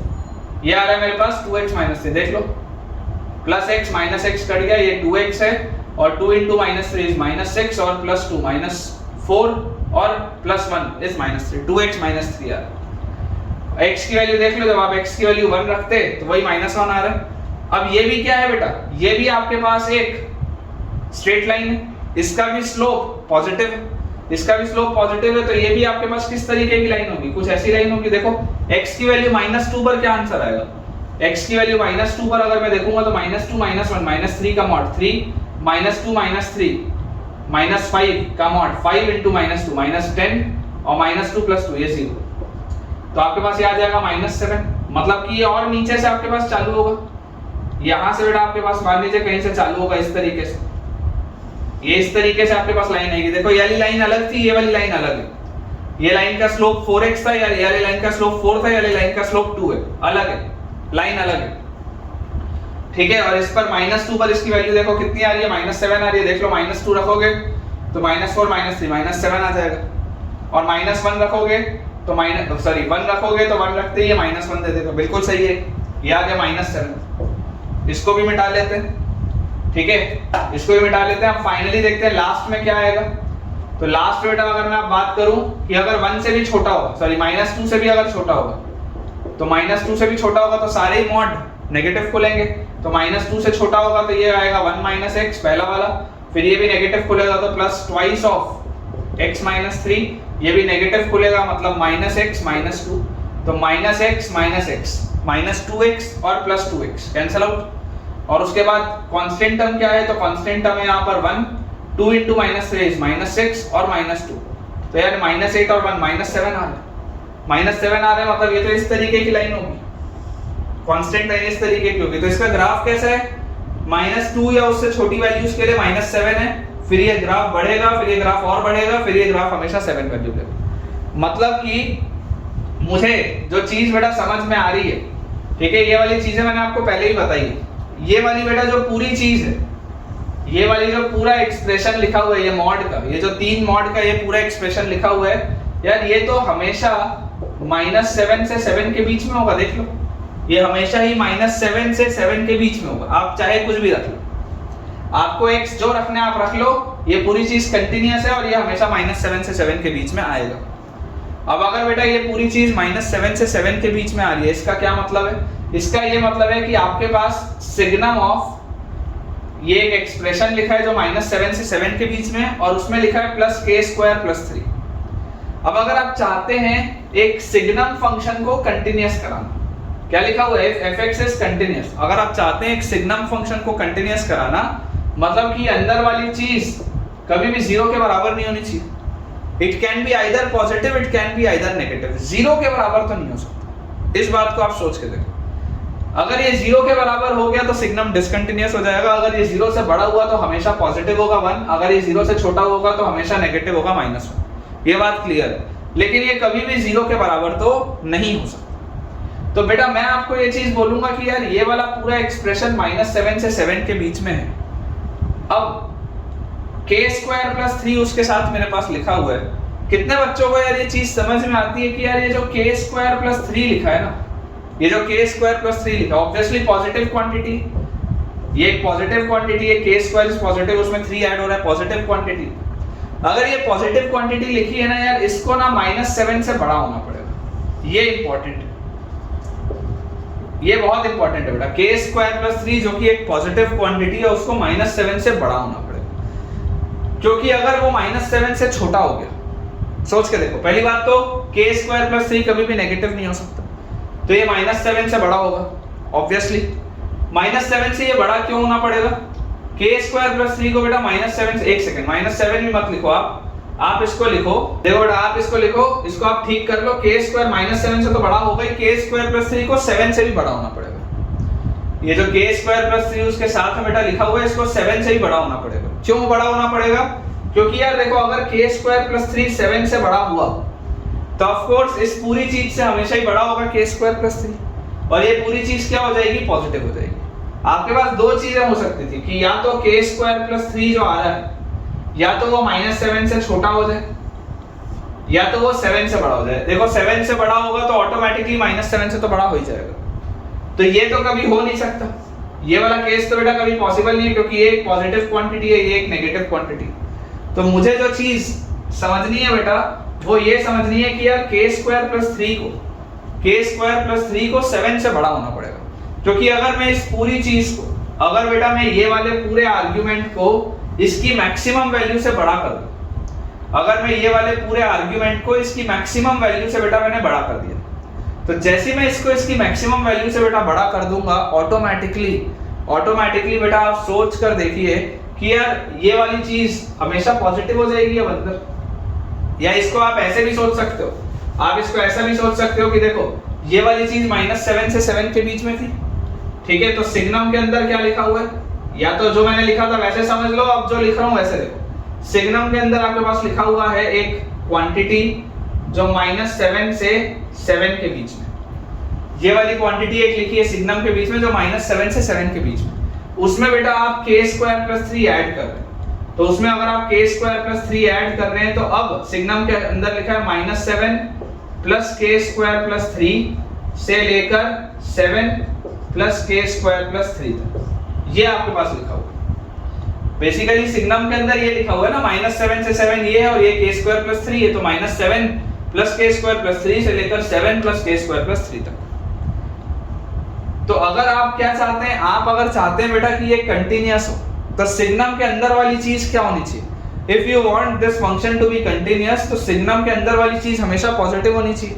तो यार ये तो पॉजिटिव है ही, ये तो पॉजिटिव है, k स्क्वायर प्लस 10 तो ऑब्वियसली पॉजिटिव है। लेकिन अगर मैंने इसको भी पॉजिटिव कर दिया, सोच के देखो, अगर मैंने इसको भी पॉजिटिव कर दिया तो सिग्नम के अंदर हमेशा एक पॉजिटिव क्वांटिटी आएगी, एक पॉजिटिव से लेकर दूसरे पॉजिटिव तक। तो अगर ये पूरी चीज हमेशा पॉजिटिव होगी तो इसका आंसर हमेशा 1 होगा, जो कि कंटीन्यूअस होगा। तो या तो आप वैसे जो मैंने लिखा था कि k square plus 3 should be greater then 7, या तो आप वैसे समझ लो, या आप यहां से समझ लो कि k square plus 3 minus 7 should be greater than 0, एक ही बात। आप ऐसे लिख लो या ऐसे लिख लो, बात एक ही है। इस चीज को बेटा पॉजिटिव होना जरूरी है। अगर ये वाली चीज पॉजिटिव हो गई तो ये पूरी चीज क्या आ जाएगी? ये पूरी की पूरी चीज बेटा आपके पास 1 आ जाएगी। तो यहां से आपके पास बेटा आ जाएगा k square minus 4 should be greater than 0, मतलब कि k minus 2 into k plus 2 should be greater than 0। Number line बेटा बनाएंगे -2 2 पॉजिटिव नेगेटिव पॉजिटिव, तो k belongs to minus infinity से -2 यूनियन 2 से इंफिनिटी। तो k की वैल्यूज कहां से कहां आ रही है बेटा? देखो आपको बोला जा रहा है 0 से 100 के बीच में कितने इंटीग्रल वैल्यूज आएंगी। तो 0 से 100 के बीच में आप देख सकते हैं कि 1 और 2 बस नहीं आ रहा। देखो 0 से 100 के बीच में आपसे पूछा जा रहा है कि कितनी इंटीग्रल पॉसिबल वैल्यूज हैं k की, उनका आपको सम बताना है। तो आप देख सकते हैं कि 1 और 2 बस नहीं आ रहा, बाकी तो सब पॉसिबल है। मतलब कि 1 से लेकर 100 तक कितना होगा? 50-50, और उसमें से आपको 1 हटाना पड़ेगा और उसमें से आपको 2 भी हटाना पड़ेगा, क्योंकि वो दोनों वैल्यूज k आपका नहीं ले सकता, ना 1 ले सकता है ना 2 ले सकता है। 3 से लेकर 100 तक वो सारी वैल्यूज ले सकता है। तो इसका सम कितना आ जाएगा? 5 0 4 7। ठीक है, ऑप्शन ए आएगा बेटा अपने पास correct answer. Option A will be the correct answer. देखो ये वाला पॉइंट बेटा ध्यान से समझ के चलिएगा, इसमें एरर नहीं होना चाहिए। ठीक है, इसमें एरर नहीं होना चाहिए। या तो ये पूरी चीज पॉजिटिव होनी चाहिए। कंटीन्यूअस सिग्नम कंटिन्यूटी कब होती है बेटा? सिग्नम की कंटिन्यूटी होती है जब सिग्नम के अंदर वाली चीज या तो पूरी पॉजिटिव हो या तो पूरी नेगेटिव हो। जीरो नहीं होना चाहिए। सिग्नम फंक्शन डिसकंटिन्यूअस इकलौते जीरो पर होता है, वो जीरो नहीं होना चाहिए। Either it should be always positive और it should be always negative. मैं आपको बोल रहा हूं देखो ये वाली चीज तो पॉजिटिव है, अगर ये वाली चीज पॉजिटिव है तो इसको भी तो पॉजिटिव होना पड़ेगा ना यार। आप इसको नेगेटिव थोड़ा ना कर सकते हो, नहीं तो अगेन देखो क्या हो जाएगा, सिग्नम के अंदर अगर नेगेटिव से पॉजिटिव वैल्यूज आएंगी तो कहीं पे बीच में जीरो भी आएगा, तो एरर हो जाएगा। आपको अगर बोला जा रहा है कि ये हमेशा कंटीन्यूअस है और आपको अगर दिख रहा है कि this quantity is 100% positive, k square plus 10 तो पॉजिटिव है ही, उसमें तो कोई डाउट ही नहीं है। तो अगर ये वाली चीज हमेशा ही पॉजिटिव है तो भाई इसको भी पॉजिटिव होना पड़ेगा ना, तभी तो इसका आंसर हमेशा 1 आएगा। अगर ये वाली क्वांटिटी बेटा गलती से भी नेगेटिव हो गई, अगर ये वाली क्वांटिटी आपकी गलती से भी नेगेटिव हो गई तो सिग्नम के अंदर जो आर्गुमेंट होगा वो नेगेटिव से पॉजिटिव तक सब जा रहा होगा। तो नेगेटिव में -1 ले रहा होगा, फिर बीच में 0 पे डिसकंटिन्यूअस हो रहा होगा, फिर 1 पर वो पॉजिटिव ले रहा होगा, तो एरर हो जाएगा ना। और अगर हमेशा ही पॉजिटिव होगा तो फिर इसका आंसर हमेशा ही 1 आएगा, और अगर हमेशा ही 1 आएगा तो ये हमेशा ही कंटिन्यूअस होगा। काफी अच्छा सवाल है बेटा, मैं इसमें स्टार लगा रहा हूं 2। आप एक बार ये वाला कंसेप्ट अगर चाहें तो दोबारा रिवाइंड करके देख सकते हैं। इसमें हमने सबसे पहले तो ये वाली चीज सीखी कि -7 से 7 का इसका रेंज आ रहा है, और अगर आप चाहते हैं कि ये पूरी चीज हमेशा पॉजिटिव हो तो ये पूरी चीज आपको क्या करनी पड़ेगी, इसको बेटा आपको 7 से भी बड़ा करना पड़ेगा। -7 से तो ऑटोमेटिकली बड़ा होगा ही, k स्क्वायर प्लस 3 पॉजिटिव है। अगर इस पूरी चीज को आप 7 से ही बड़ा कर देते हैं तो सिग्नम के अंदर वाला आर्गुमेंट हमेशा ही क्या हो जाएगा, पॉजिटिव आ जाएगा। ठीक है, वहां से बेटा ये सॉल्व हो जाएगा। ठीक है बेटा, अगला सवाल देखते हैं। हमारे पास नेक्स्ट क्वेश्चन लिखा है fx is equal to sin of e raised to the power x minus 2 minus 1 upon ln of x minus 1, ये हमारे पास लिखा हुआ है और इसमें दिया हुआ है that x is not equal to 2। is continuous if this function is continuous at x equal to 2. If this function is continuous at x equal to 2, then f2 equals dash. ये सवाल है, आसान सा बड़ा क्वेश्चन है. First option is 0, second option is 2, third option is 1 and fourth option is -2. 0, 2, 1 and -2. ये हमारे पास बेटा 4 ऑप्शंस दिए. आपको बेटा बोला जा रहा है कि अगर ये फंक्शन कंटिन्यूअस है x इक्वल टू 2 पर, बताओ आपको इसकी लिमिट एग्जिस्ट करानी पड़ेगी. बहुत आसान सा सवाल. तो limit x approaches to sine of e raised to the power x minus 2 minus 1 upon ln of x minus 2. ये मेरे पास दिया हुआ. ठीक है, इसका जो आंसर होगा बेटा बेसिकली वही f of 2 होगा. इसका जो आंसर आएगा वही f of 2 होगा. यही हमारा बेसिक डेफिनेशन है कंटिन्यूटी का. मैं आपको बोलता हूँ कि इसका लिमिट एग्जिस्ट तो कर ही रहा होगा. आप x को डाल दो 2 plus h, right hand limit निकाल दो. Right hand limit left hand limit same ही होगा, कोई फर्क नहीं पड़ रहा उसमें. जैसे ही आप राइट हैंड लिमिट निकालेंगे आपके पास आ जाएगा limit h approaches 0 sin of e raised to the power 2 plus h minus 2, मतलब h minus 1 upon नीचे ln of 2 plus h minus 1, मतलब कि ये आ जाएगा 1 plus h. एकदम सिंपल सा सवाल है. आपको दिखाई दे रहा है when h approaches 0, इसके अंदर वाला ये जो पूरा आर्ग्यूमेंट है जिसको मैंने बाउंड्री बनाई है, देखो h approaches 0, ये पूरी चीज किसकी तरफ जा रही है? 0 की तरफ जा रही है. तो आप इससे डिवाइड कर दो और इससे ही मल्टीप्लाई भी कर दो. तो यार ये वाली पूरी चीज तो sin 0/0 का प्रोफाइल बन गया. sin 0/0 तो 1 की तरफ जाता है, ये तो निकल गया अपना. इसके बाद when h approaches 0 ln of 1 plus x, तो यार ln of 1 plus x by x भी क्या होता है? 1 की तरफ जाता है. तो अगेन h से डिवाइड कर दो, h से मल्टीप्लाई कर दो डिनोमिनेटर में. तो ये वाली पूरी की पूरी चीज किसकी तरफ जाएगी? 1 की तरफ जाएगी. तो अब मेरे पास लिखा क्या है? अब मेरे पास लिखा हुआ है लिमिट h approaches 0 e की power h minus 1 upon h, और लिमिट h approaches 0 e की power h minus 1 by h क्या होता है? 1 होता है. बहुत सिंपल सा सवाल हो गया. तो f of 2 का वैल्यू क्या आएगा बेटा? 1 आएगा. ठीक है, f of 2 का वैल्यू 1 आ जाएगा. बहुत ही इजी क्वेश्चन. तो जैसा मैंने आपको पहले भी एक बार बताया था कि कई सारे डिफिकल्ट क्वेश्चंस के बीच में जब एक आसान सवाल आता है तो बच्चा कई बार उसको भी देख के घबरा जाता है. ठीक है, बहुत आसान सा सवाल है बेटा, ये आपसे बनना चाहिए. इसमें गलती बिल्कुल भी नहीं होनी चाहिए. This is a very easy question. ठीक है, इसका आंसर आएगा 1. चलिए अगले सवाल की तरफ आगे बढ़ते हैं बेटा. अगला बेटा हमारे पास क्वेश्चन लिखा है, थोड़ा सा बड़ा क्वेश्चन है पर अच्छा है. If fx is equal to, इसकी ब्रांचेस बेटा दी हुई हैं, sine of fractional part of cos x, sine of fractional part of cos x upon x minus pi by 2, sine of fractional part of cos x upon x minus pi by 2, और अगली branch है 1. ये वाली branch है when x is not equal to pi by 2, ये वाली बेटा branch है when x is equal to pi by 2. ये हमारे पास दिया हुआ. ठीक है, और इसमें लिखा हुआ है where fractional part of k represents fractional function या fractional part function. ये सिंबल उसका है. ठीक है, ये आपको दिया हुआ कि ये fractional part function. तो ऑप्शंस आपको बेटा दिए हुए हैं. ठीक है, देन लिख लेना. देन ऑप्शंस आपको दिए हुए हैं. पहला ऑप्शन है fx is continuous at x equal to pi by 2. पहला ऑप्शन है कि fx कंटिन्यूअस है. सेकंड ऑप्शन हमको दिया हुआ है limit x approaches pi by 2, limit x approaches pi by 2 fx exists, limit x approaches pi by 2 fx exists, but f is not continuous,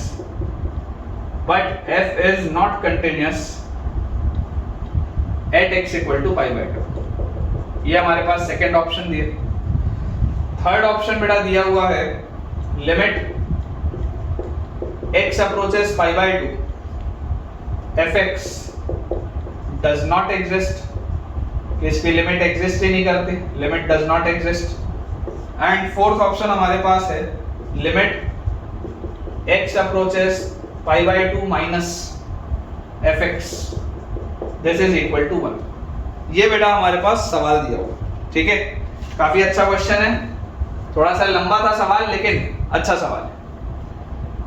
अब अगर ये फ्रैक्शनल पार्ट बेटा फंक्शन हमको दिया हुआ है तो एक जो बेसिक हमारा दिमाग वर्क करना चाहिए वो क्या होना चाहिए कि फ्रैक्शनल x को हमेशा प्रयास करना चाहिए x माइनस ब्रैकेटेड x लिखने का। फ्रैक्शनल x को हमेशा हमको प्रयास करना चाहिए x माइनस ब्रैकेटेड x लिखने का, जहां पर ये ग्रेटेस्ट इंटीजर फंक्शन होता है। तो इसके हिसाब से मैं fractional part of cos x को लिख सकता हूं cos x minus bracketed of cos x, ये आप लिख सकते हैं, ठीक है ना। इसको मैं यहां से मिटा देता हूं। आप ये चीज लिख सकते हैं कि fractional part of cos x is equal to cos x minus bracketed cos x। तो ये मेरे पास बेटा देखो लिमिट क्या दिया हुआ है fx इज इक्वल टू, सबसे पहले ऐसा करते हैं लेफ्ट हैंड लिमिट निकालते हैं। लेफ्ट हैंड अगर बेटा मैं लिमिट निकालूं तो मैं पाई बाय 2 पर लिमिट निकालूंगा क्योंकि कंटिन्यूटी मुझे चेक करनी है और बहुत सारे ऑप्शंस दिए मैं उस तरीके के। तो लेफ्ट हैंड लिमिट क्या है, left hand limit will be pi by 2 minus h रख के x is equal to pi by 2 minus h रख के। तो जैसे बेटा आप x is equal to pi by 2 minus h रखेंगे तो आपके पास ये क्या लिखा हुआ है, आपके पास लिखा हुआ है limit x approaches pi by 2 minus, limit x approaches ये पाई बाय 2 माइनस पर अपन देख रहे हैं, तो लिमिट h अप्रोचेस 0, x को मैं रख रहा हूं पाई बाय 2 माइनस h। तो देखो cos of pi by 2 minus h क्या हो जाएगा, साइन ऑफ, क्या लिखा है यहाँ पे, sine of fractional part of cos x है ना। तो साइन के अंदर लिखा है fractional cos x, fractional cos x देखो क्या हो जाएगा when x is equal to pi by 2 minus h, तो cos of pi by 2 minus h, cos of 90 minus theta is sin theta, तो this is sin h। और उसके बाद यहाँ पर जब आप रखोगे तो cos of pi by 2 minus h, cos of pi by 2 minus h is sin h, और sin h का ब्रैकेटेड, देखो sin का फंक्शन कैसा होता है बेटा, sin का फंक्शन ऐसा होता है when h approaches 0, इस तरफ आपका ये चीज है। तो when h पे इसकी वैल्यू अगर थोड़ी सी पॉजिटिव है तो उसका ब्रैकेटेड जब आप करोगे तो क्या हो जाएगा, 0 हो जाएगा, उसका ब्रैकेटेड क्या आ जाएगा बेटा, 0 आ जाएगा, तो ये तो 0 हो जाएगा। तो ये लिखा हुआ है sine of sine h upon x को अगर आप लिखेंगे क्या पाई बाय 2 माइनस h, तो पाई बाय 2 माइनस h आप लिखेंगे तो नीचे आ जाएगा माइनस h, ठीक है। ये आपके पास आएगा इसका लेफ्ट हैंड लिमिट। तो यहाँ से आप देख सकते हैं साइन के अंदर वाला आर्गुमेंट कहाँ जा रहा है, साइन के बेटा अंदर वाला आर्गुमेंट जा रहा है 0 की तरफ, when h approaches 0 this is 0। तो मैं आपको बोलता हूं कि आप sin h से डिवाइड करो और sin h से मल्टीप्लाई भी करो। तो sin of sin h by sin h, sin of sin h by sin h, यार ये तो 1 की तरफ निकल गया। और ये देखो sin h by h when h approaches 0, sin h by h ये भी 1 की तरफ निकल गया। तो यार ये पूरी चीज तो क्या है, नीचे एक बस माइनस साइन रह गया, तो ये तो माइनस 1 आ रहा है, मतलब इसका लेफ्ट हैंड लिमिट माइनस 1 आ रहा है। आपको यहाँ पर एक ऑप्शन दिया हुआ था लेफ्ट हैंड लिमिट 1, ये तो गलत हो गया, ऑप्शन गलत हो गया, ये तो लेफ्ट हैंड लिमिट आ रहा है माइनस, ठीक। इसको यहाँ से बेटा मिटाते हैं, अगला देखते हैं। अब राइट हैंड लिमिट अपन निकालते हैं। राइट हैंड लिमिट अगर मैं निकालूंगा तो मैं x को बेटा रखूंगा पाई बाय 2 प्लस h, तो मेरे पास क्या लिखा हुआ है limit h approaches 0 sine of, sine के अंदर क्या लिखा है फ्रैक्शनल ऑफ cos x, और यहां पर अगर मैं फ्रैक्शनल फंक्शन को देखूंगा तो मेरे पास आएगा cos of pi by 2 plus h, तो cos 90 प्लस थीटा क्या होता है माइनस साइन थीटा, मतलब माइनस साइन h, और minus bracketed of cos of 90 plus h। तो जरा सोच के देखिए बेटा, minus bracketed of cos 90 plus h आप करेंगे तो क्या आएगा, cos 90 plus h will be sin h। देख लो cos of 90 plus h, cos of 90 plus h will be कितना आ जाएगा बेटा माइनस साइन h, ठीक है। तो हमारे पास ये लिखा हुआ है bracketed of minus sine h, bracketed of minus sine h, इस तरीके से आपके पास लिखा है। जब आप यहाँ पर x को बेटा 90 प्लस थीटा रखेंगे तो cos 90 plus theta will be minus sine theta, मतलब ये आ जाएगा माइनस साइन h। अब when h approaches 0, when h approaches 0 बेटा, तो ये थोड़ी सी पॉजिटिव क्वांटिटी होगी sin h, लेकिन उसके साथ नेगेटिव साइन लिखा हुआ है, तो अब ये थोड़ी सी नेगेटिव क्वांटिटी हो गई, और थोड़ी सी नेगेटिव क्वांटिटी का ब्रैकेटेड क्या होता है बेटा माइनस 1 होता है, तो इसका ब्रैकेटेड माइनस 1 आएगा और उसके आगे एक माइनस साइन और है, तो ये हो जाएगा प्लस 1, ठीक है। माइनस ऑफ माइनस 1 आप करेंगे तो ये आ जाएगा बेटा प्लस 1। ठीक है, ग्राफ इसलिए मैं बना रहा हूं ताकि आपको बेटा क्लैरिटी रहे चीजों में। तो ये हमारे पास आ गया यहां से, और डिवाइडेड बाय x को आपने रखो क्या रखा है पाई बाय 2 प्लस h, तो पाई by 2 plus h minus pi by 2 will be h, ये हमारे पास लिखा हुआ। ठीक है, अब हमारे पास देखो बेटा sine when h approaches 0, when h approaches 0 ये 0 की तरफ जाएगा, ये आपका 0 की तरफ जाएगा, तो ये पूरा साइन h 0 की तरफ चला जाएगा।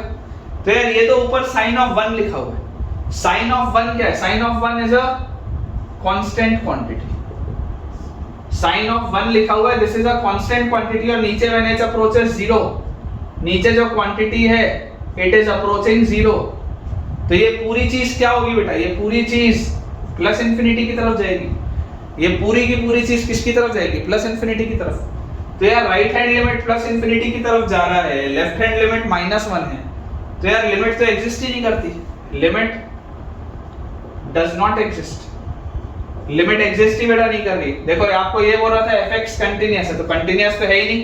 देखो लेफ्ट हैंड लिमिट -1 आ रहा था, फंक्शन का वैल्यू पाई बाय 2 पे 1 दिया हुआ था, तो कंटीन्यूअस तो है ही नहीं। फिर एक बोल रहा था कि पाई बाय 2 पर लिमिट एग्जिस्ट करती है लेकिन f कंटीन्यूअस नहीं है, तो आप देख रहे हैं कि देखो लिमिट भी एग्जिस्ट नहीं कर रही। अगर इसका आंसर -1 आ जाता बेटा, अगर इसका आंसर -1 आ जाता तो आंसर बी होता कि कंटीन्यूअस तो नहीं है, क्योंकि पाई बाय 2 पर इसकी वैल्यू 1 दी हुई है, लेकिन लिमिट एग्जिस्ट कर जाती अगर इसका आंसर -1 आता तो। लेकिन इसका आंसर तो किसकी तरफ जा रहा है, प्लस इंफिनिटी की तरफ, तो इसमें तो यार ये ऑप्शन भी गलत हो गया। मतलब इकलौता बेटा जो सही ऑप्शन है that is option C, which is limit x approaches pi by 2 fx does not exist. ठीक है, आपकी बेटा लिमिट एग्जिस्ट ही नहीं करेगी, क्योंकि आपकी जो राइट हैंड लिमिट है it is approaching towards infinity, positive infinity, और जो आपका लेफ्ट हैंड लिमिट है बेटा इट इज अप्रोचिंग टुवर्ड्स -1, तो C option will be the answer, limit x approaches pi by 2 fx does not exist. चलिए अगले सवाल की तरफ बेटा आगे बढ़ते हैं। नेक्स्ट बेटा हमको क्वेश्चन दिया हुआ है, आसान सा सवाल है, बनना चाहिए आपसे। Let f is a function defined from R to R be a continuous function, be a continuous function। ठीक है, हमको एक continuous function दिया हुआ है which is defined from all real numbers to all real numbers, domain और codomain आपको दिया हुआ है, such that fx is equal to 19 for all x belonging to rational numbers। मतलब x जब भी रैशनल होगा तो उसका आंसर 19 आएगा, x जब भी रैशनल होगा उसका आंसर 19 आएगा। ठीक है, and gx is equal to under root of 39 plus x square, gx is equal to under root of 39 plus x square, then the value of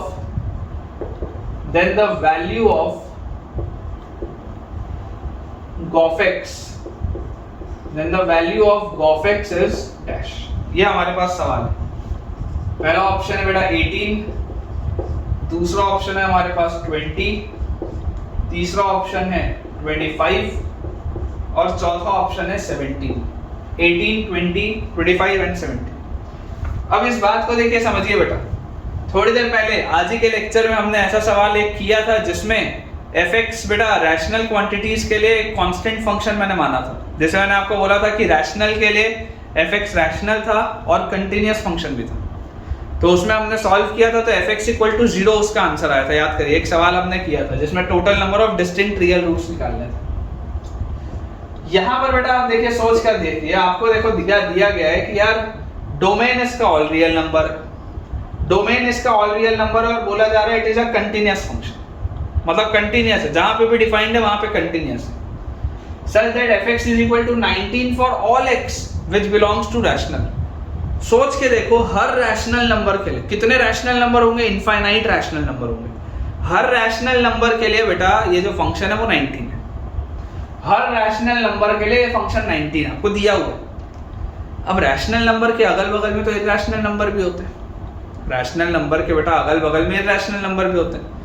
function तुम्हारा कंटीन्यूअस दिया है, अगर बेटा फंक्शन तुमको कंटीन्यूअस दिया है और बोला जा रहा है हर रैशनल नंबर के लिए, हर रैशनल नंबर के लिए आपका जो fx का वैल्यू है वो 19 है और फंक्शन कंटीन्यूअस है, तो यार अगर रैशनल के लिए 19 है और कंटीन्यूअस है तो इरैशनल के लिए भी तो 19 होगा।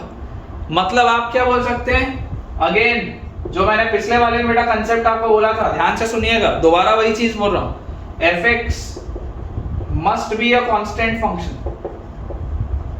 fx must be a constant function for all x belonging to real number। fx हमेशा कांस्टेंट फंक्शन होगा, जैसे पिछले वाले में था। पिछले वाले में बेटा आपको सिर्फ ये दिया हुआ था कि रैशनल के लिए रैशनल है और ऑड फंक्शन, तो हमने उसको सॉल्व करके फिर निकाला कि fx का वैल्यू 0 आ रहा है। लेकिन इसमें आपको क्या दिया हुआ है कि यार fx हमेशा ही 19 है, रैशनल के लिए 19 है, तो भाई रैशनल के लिए अगर 19 है तो इरैशनल के लिए भी तो 19 होगा, तभी तो कंटीन्यूअस फंक्शन होगा, अदरवाइज कंटीन्यूअस होगा कैसे। तो आप ये बोल सकते हैं कि fx will be equal to 19 for all x belonging to real number, ये इंपॉर्टेंट है। ठीक है, अब पिछले वाले सवाल को एक बार दोबारा देखना, अगर आपको डाउट आ रहा होगा ना तो एक बार जल्दी से घुमा लो पेजेस बेटा, कॉपी के घुमा के एक बार देख लो कि पिछला वाला सवाल अब तुमको क्लियर है या नहीं, क्योंकि लास्ट वाले सवाल में बेटा मैंने यही चीज की थी, उसमें fx का वैल्यू 0 आया था, वो भी कांस्टेंट फंक्शन था। आप इस कंसेप्ट को याद रखिए बेटा, इस कंसेप्ट पे सवाल बनते हैं कि अगर रैशनल के लिए एक फंक्शन डिफाइंड है और वो कोई एक फिक्स वैल्यू ले रहा है तो इरैशनल के लिए भी उसको वही वैल्यू लेनी पड़ेगी, तभी आपका फंक्शन कंटिन्यूअस होगा, अदरवाइज बेटा डिसकंटिन्यूटी आ जाएगी। आप अगर चाहते हैं कि function through out the domain continuous रहे, कंटिन्यूटी उसकी मेंटेन्ड रहे, तो कंटिन्यूटी बेटा मेंटेन्ड कब रहेगी, जब वो सेम वैल्यू ले रहा होगा। इसलिए वहां पर भी वो कांस्टेंट फंक्शन था जिसमें fx हमेशा ही 0 वैल्यू ले रहा था, यहाँ पर भी वो कांस्टेंट फंक्शन है जिसमें fx हमेशा ही 19 ले रहा है बेटा, क्योंकि आपको दिया हुआ है रैशनल के लिए 19 है और कंटिन्यूअस है, तो रैशनल के लिए 19 है और कंटिन्यूअस है, मतलब इरैशनल के लिए भी 19 होगा, तभी वो कंटिन्यूअस आएगा। तो अब तो बहुत ही आसान सवाल हो गया, fx का वैल्यू हमेशा 19 है, gofx पूछा जा रहा है, मतलब कि g of fx, मतलब कि ये पूछ रहा है g of fx क्या है, 19 है, तो g of 19 will be under root of 39 plus 19 का स्क्वायर, 19 का स्क्वायर कितना होता है, शायद 361, तो 39 और 361 यार ये तो रूट ऑफ 400 लिखा है, एकदम सरल सा सवाल, 20 इसका आंसर। पूरे सवाल में कंसेप्ट तो सिर्फ ये है, पूरे सवाल में बेटा कंसेप्ट सिर्फ ये है, बाकी तो एकदम इजी है, वेरी इजी क्वेश्चन, ठीक है ना, this is a very easy question, सिर्फ कंसेप्ट ये वाला बेटा मैं आपको दोबारा सिखाने के लिए इस चीज को कराया। चलिए एक बेटा अपन सवाल और करेंगे, फिर आज का लेक्चर अपना एंड करेंगे, ठीक है, इसका आंसर 20 है, बिल्कुल सही। एक आखिरी सवाल अपन और करते हैं, फिर आज का लेक्चर बेटा अपन एंड करेंगे। देखिए बेटा लास्ट सवाल हमारे पास दिया हुआ है आज का, if fx is equal to, branches बेटा दी हुई है, थोड़ा सा और बड़ा बनाता हूं मैं, थोड़ी बड़ी ब्रांचेस बनाते हैं इसकी, लिखा हुआ है thrice of 1 plus mod of tan x, thrice of 1 plus mod of tan x raise to the power alpha by mod of tan x। ये आपका बेटा फंक्शन है when -12 is less than x is less than 0। फिर ये branch बेटा लेगा beta when x is equal to 0, और lastly बेटा ये ब्रांच लेगा thrice of 1 plus mod of sin x by 3 bracket closed 6 by mod sin x, और ये वाली बेटा ब्रांच है व्हेन x लाइज बिटवीन 0 से 2/3, ठीक है। हमको बोला जा रहा है this is a continuous function, this is a continuous function at x equal to 0, this is a continuous function at x equal to 0, then the ordered pair alpha comma beta is equal to, then the ordered pair alpha comma beta is equal to dash, है ना, यहाँ पर alpha unknown है, यहाँ पर beta unknown है। Options बेटा मैं आपको दे देता हूँ, first option is 2 e square, second option is 2 by e square, फिर थर्ड ऑप्शन हमको दिया हुआ है 2 3e स्क्वायर, एंड बेटा फोर्थ ऑप्शन लास्ट ऑप्शन आपको दिया हुआ है 2 3/e²। ठीक है, ये हमारे पास सवाल है।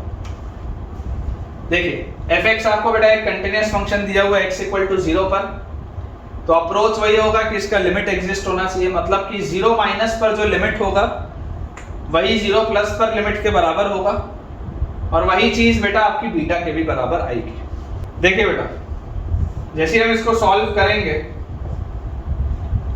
हमको बोला जा रहा है कि यार ये फंक्शन जो है वो कंटिन्यूअस है x = 0 पर। तो अगर x = 0 पर बेटा बात हमको करनी है, तो 0 प्लस पर जो आंसर आएगा वही 0 माइनस पर आना चाहिए, और वही बीटा की वैल्यू होनी चाहिए। करेक्ट। तो मुझे इसमें बेटा देखो क्या चीज समझ में आ रही है कि यार यहाँ पर एक अल्फा अननोन है, यहाँ पर एक बीटा अननोन है, हम इसको सॉल्व करना चालू करते हैं इससे। तो मुझे देखो ये क्या दिख रहा है, ये वाली पूरी चीज अगर आप 0 के पास पे बात बेटा करेंगे, 0 प्लस पे, तो ये 0 हो रहा है यार, ये 1 की पावर इन्फिनिटी का प्रोफाइल है, 1 की पावर इन्फिनिटी का प्रोफाइल। तो 1 की पावर इन्फिनिटी के प्रोफाइल को आप सॉल्व कैसे करते हैं? देखिए आप इसमें अगर सॉल्व करते हैं तो आप इसको क्या लिखते हैं, लिमिट x अप्रोचेस 0 प्लस, इसमें आप लिखते हैं 3 × 1 plus mod sine x, mod में से आप 3 बाहर निकाल सकते हैं, raise to the power 6/mod sin x, ये आप लिखते हैं। और हमको पता है 1 की पावर इन्फिनिटी हम सॉल्व कैसे करते हैं बेटा, 1 की पावर इन्फिनिटी हम सॉल्व करते हैं, 3 में बाहर निकाल लेता पहले ही, 1 की power infinity is e raise to the power limit x approaches 0 plus exponent मतलब 6/mod sin x into base -1। तो ये पूरे जो बेस है बेटा, इस पूरे बेस में से जब आप 1 सब्ट्रैक्ट करोगे तो क्या आ जाएगा, mod sin x by 3।